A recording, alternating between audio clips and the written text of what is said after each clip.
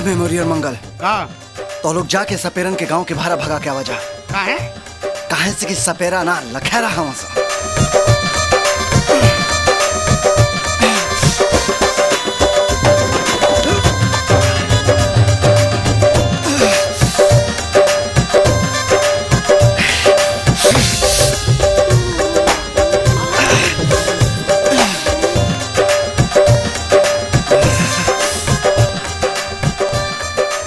चारों तो बरसाती मेघा नियर हमरा से पहले केचुल छोड़े लगना सा।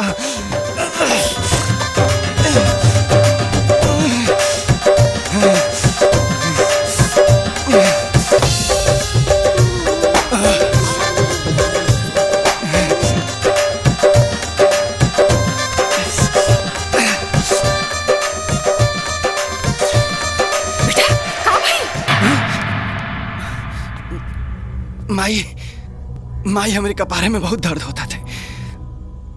हम आराम कर जाता नहीं माई।